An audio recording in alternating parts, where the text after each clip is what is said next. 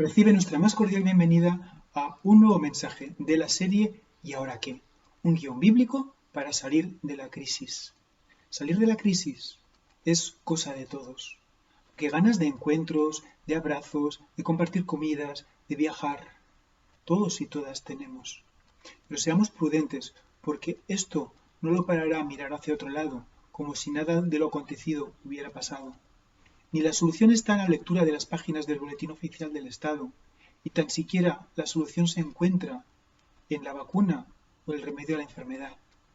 Somos una familia y estamos deseando estar juntos, claro que sí, y volver a hacer lo de antes.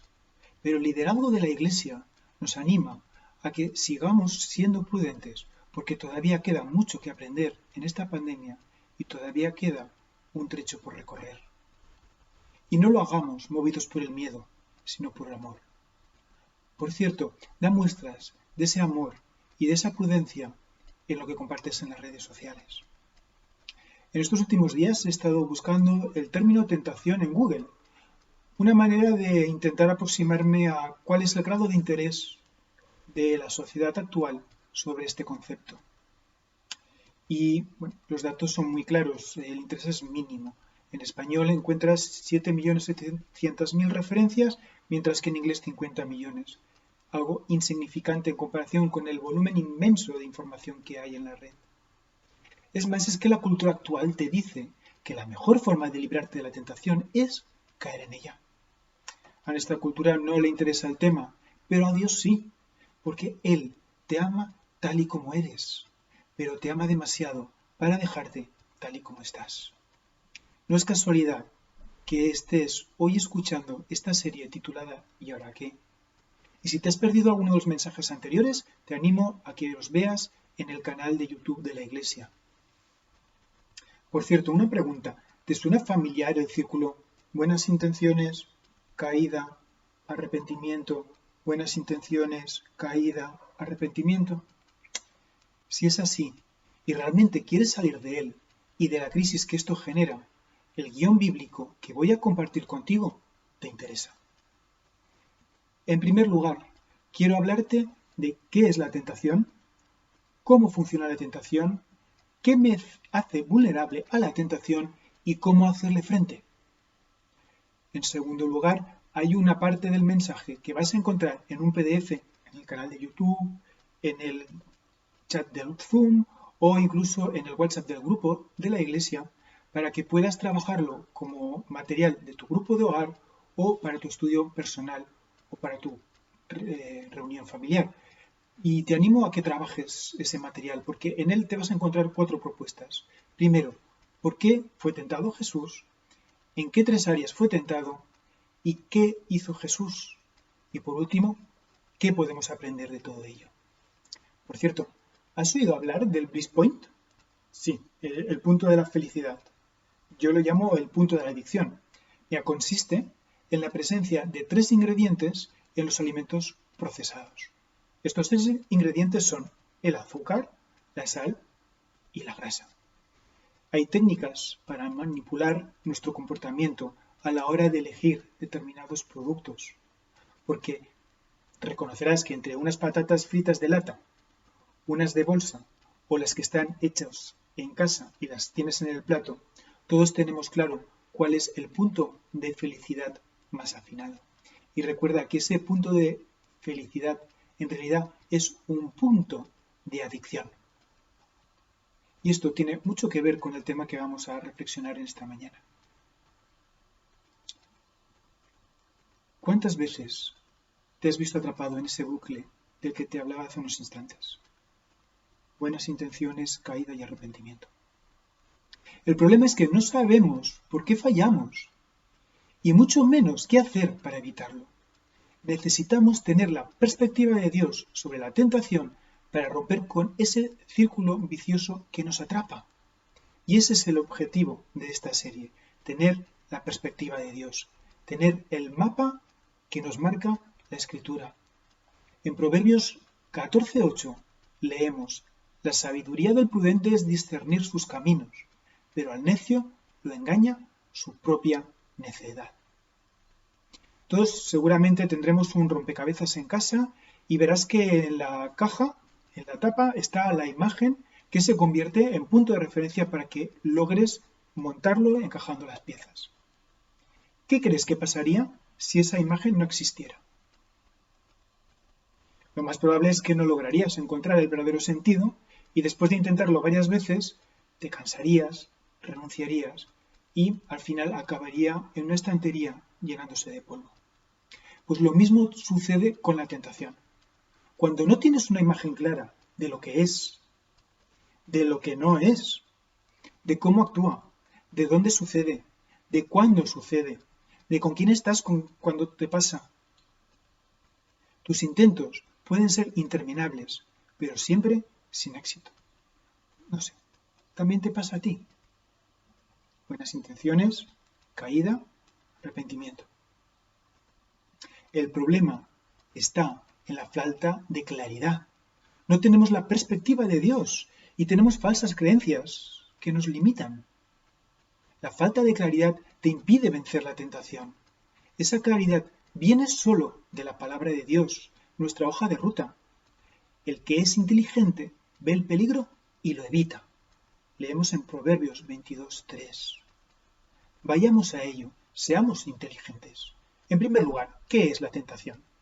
Según el diccionario, la tentación es el impulso de hacer o tomar algo atrayente, pero que puede resultar inconveniente. ¿Sabes que hay muchas falsas creencias que nos limitan en nuestra libertad? La tentación es una prueba, no una caída. La tentación no es pecado.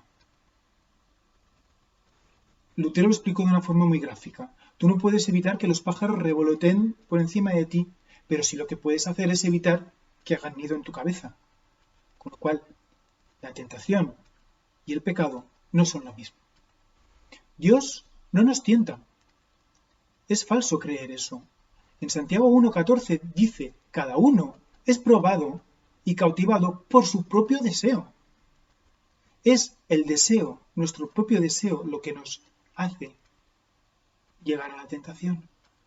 Dios permite que seamos tentados con un propósito, conocer nuestros puntos débiles, reconocer esa debilidad, acudir a su fortaleza. Dios utiliza tus debilidades para glorificarse y hacerte fuerte. Y no es al revés. Por eso la Biblia no es un libro de autoayuda.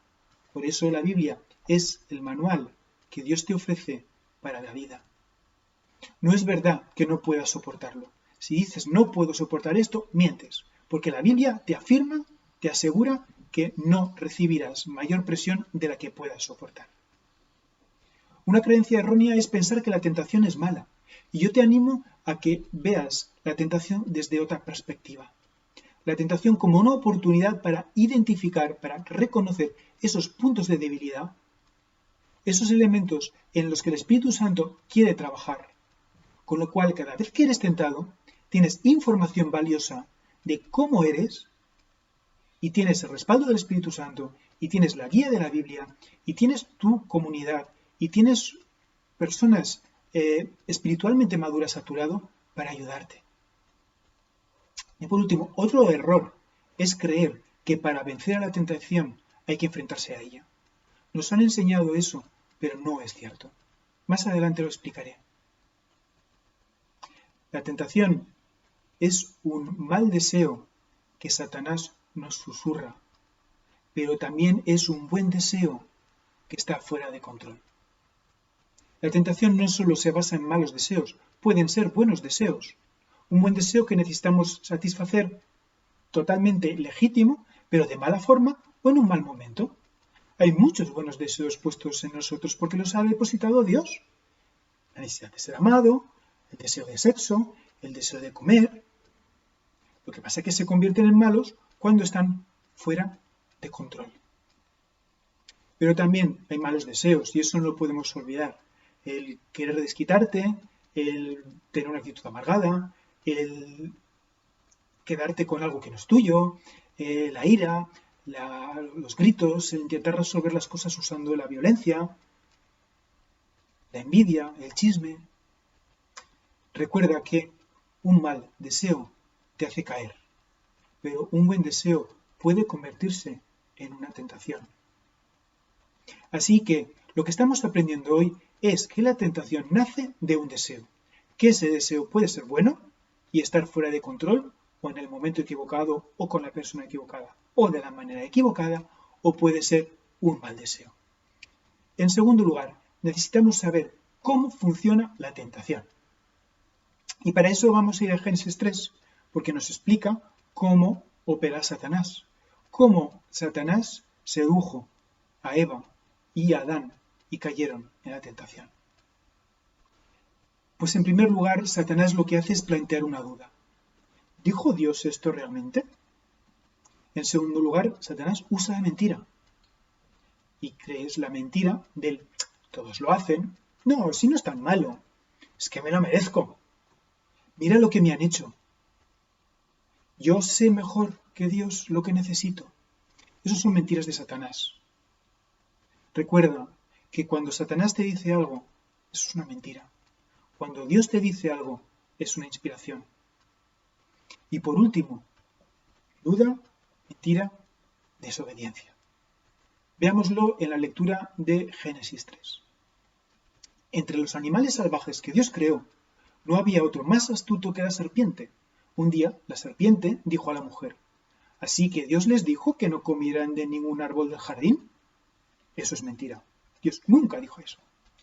La mujer le contestó, sí, podemos comer de cualquier árbol del jardín. Lo que Dios nos dijo fue, y ahí es cuando Eva se enreda a discutir con la serpiente. En medio del jardín hay un árbol que no deben ni tomarlo. Tampoco hay que comer de su fruto, pues si hacen eso, morirán. Pero la serpiente insistió, si tú le das lugar y empiezas a discutir con él, al final pasa eso.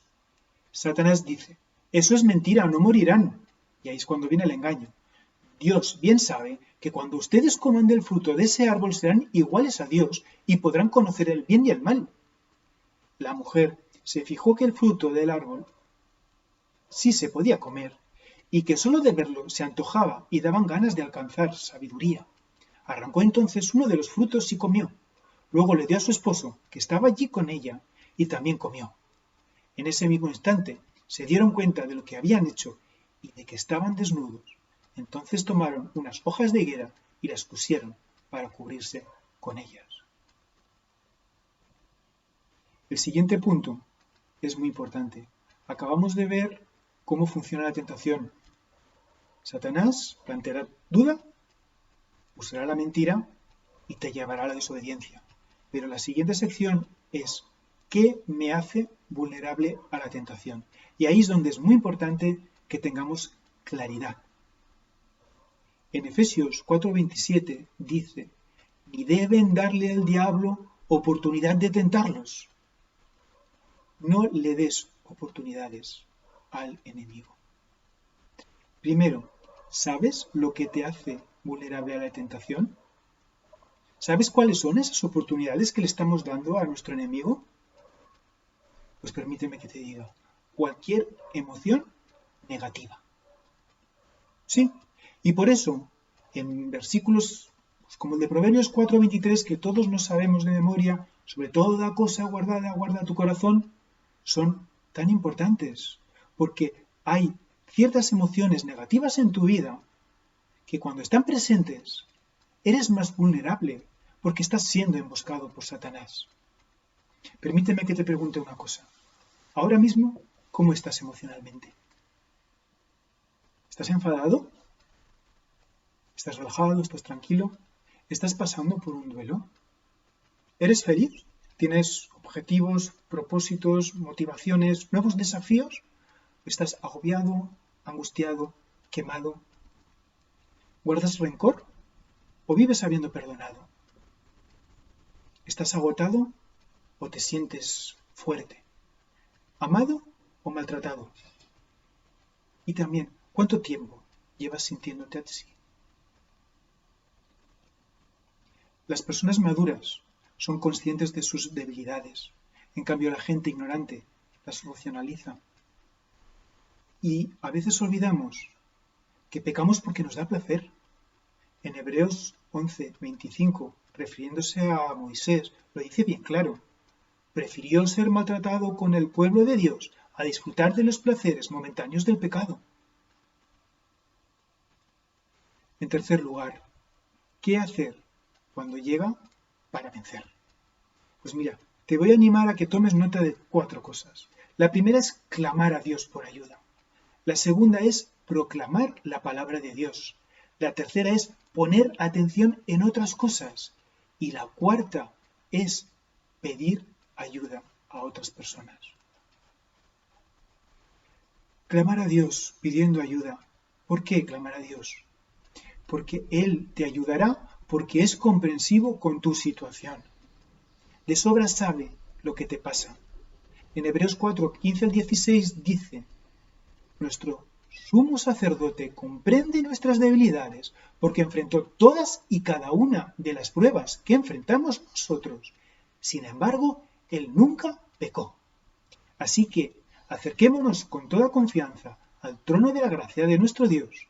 Allí recibiremos su misericordia y encontraremos la gracia que nos ayudará cuando más la necesitemos. Jesús sabe lo que te está pasando porque Él pasó por lo mismo. Él fue tentado por la lujuria, fue tentado por la desobediencia, fue tentado por el miedo. Y cuando la tentación se acerque a ti, llama, marca el Jeremías 3:3:3, que es: clama a mí y yo te responderé y te enseñaré cosas grandes y ocultas que tú no conoces. Cuando Satanás llame, cuelga y haz tú una llamada. Jeremías 33:3. En segundo lugar, ¿qué hacer? Proclama la palabra de Dios. No te dejes intimidar por el diablo. Jesús citó las Escrituras. Clama a Dios y cita la Biblia. Pero no te pongas a discutir con el diablo como hemos visto que le pasó a Eva. El Salmo 119:11 es un versículo que te animo a que memorices. He guardado tu palabra en mi corazón para no pecar contra ti. Porque cuanto más de la Biblia tengas en tu mente, más fuerte serás cuando te ataque el enemigo.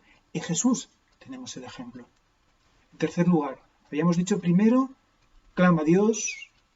En segundo lugar, proclama la palabra. En tercer lugar, pon atención en otra cosa. Y esta es una clave fundamental también en el proceso de luchar contra la tentación. Nos dijeron que cuando somos tentados debemos resistir la tentación, pero eso no es verdad. Cuando somos tentados, creemos que debemos resistir, pero eso no funciona, porque además la Biblia no dice eso. Lo que dice del diablo es que debemos resistirlo, pero lo que dice de la tentación no es que debamos resistirla, porque lo que resistes persiste. ¿Qué quiero decir? Porque pienso en ello, me enfoco más en ello y entonces caigo. De otra manera, si tiene tu atención, te tiene a ti. Con lo cual, no resistas la tentación, reenfócate.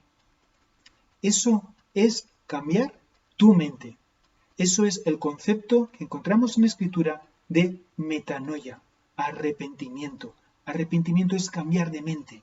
¿Cómo cambias la mente? Llenando tu mente de sus promesas, dejando de escuchar la basura de Satanás. Pues todo lo puedo por medio de Cristo, quien me da las fuerzas. Filipenses 4:13. En 2 Corintios 10:5 leemos que para detener un mal hábito, una mala acción, cuando Satanás te cuelgue con una tentación, te llame con una tentación, cuélgale, no le prestes atención. ¿Qué dice Pablo? Destruimos argumentos y toda altivez que se eleva contra el conocimiento de Dios y llevamos cautivo todo pensamiento para que se someta a Cristo. Hay un principio en la Escritura que es el principio de la sustitución. Tienes que sustituir los pensamientos que te susurra el diablo, que no son culpa tuya ni responsabilidad tuya, porque la tentación no es un pecado y lo que pone él en tu mente no es tu responsabilidad. Lo que sí es tu responsabilidad es sustituir lo que él te susurra por lo que la palabra te dice, por lo que Dios te dice. En Romanos 12:21 dice: no dejen que el mal los venza, más bien venzan el mal haciendo el bien. Es el principio de la sustitución del que te hablo. Tienes que quitar lo malo, venciéndolo con lo bueno. No puedes responder mal al mal. Tienes que responder con bien al mal. Y otro versículo que nos habla del reemplazo es: en esto pensad. En todo lo bueno, en todo lo justo, en todo lo que es de buen nombre, en esto pensad. Y cuando llenas tu mente de buenos pensamientos, y cuando llenas tu mente de versículos, y cuando llega Satanás y te susurra una tentación, tú le cuelgas, clamas a Dios, te aferras a las promesas que las tienes porque las has aprendido y te reenfocas. Y por último, pide ayuda.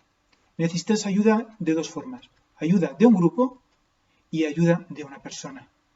Ayuda de un grupo porque cuando cuento mis luchas, ¿sabes que ya empiezo a vencer sobre ellas? Y que si no le cuento a nadie mi lucha, ¿esta está fuera de control? ¿Te da tanto miedo no decirlo que ya no tienes control sobre tu caos?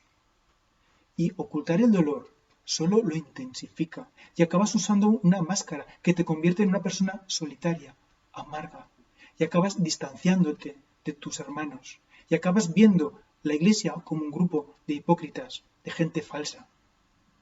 Mira, te recomiendo que compartas las tentaciones, porque todos tenemos las mismas y todos salimos victoriosos de ellas de la misma manera. Con lo cual es mucho mejor compartir una tentación que compartir un pecado. Y por otro lugar, necesitas un amigo, porque hay batallas que tienes que ganar con otra persona. Tienes que darle permiso a una persona a la que rendir cuentas, permiso para que te pregunte, permiso para que esté pendiente de ti. En Eclesiastés 4, 9 al 10, un versículo de sobra conocido: más valen dos que uno, porque obtienen más fruto de su esfuerzo. Si caen, el uno levanta al otro, y hay del que cae y no tiene quien lo levante. ¿A quién has pedido que te ayude? ¿Quién puede hacerte preguntas difíciles sin que te enfades?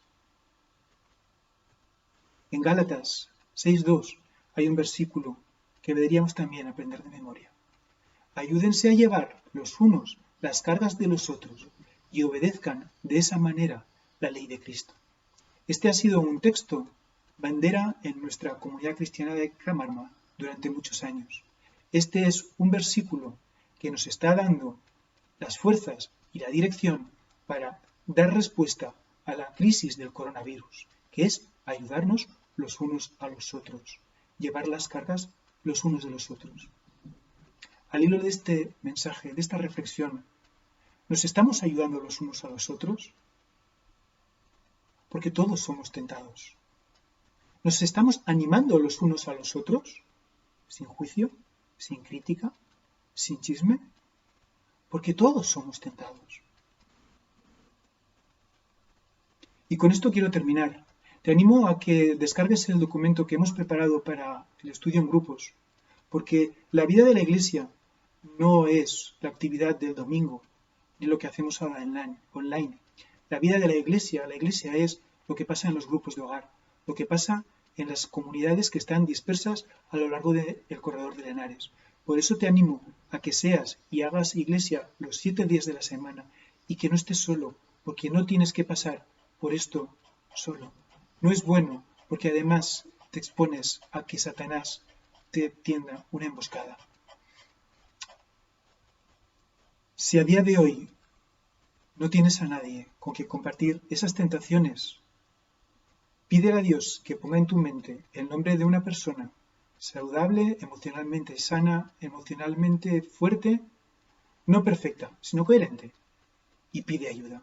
Precisamente los grupos de hogar son redes que ayudan a identificar esas personas, que ayudan a tener fraternidad, que ayudan a tener intimidad, y compartir sobre la tentación te ayuda a tener victoria sobre ella. Que el Señor te siga bendiciendo y hasta el próximo domingo.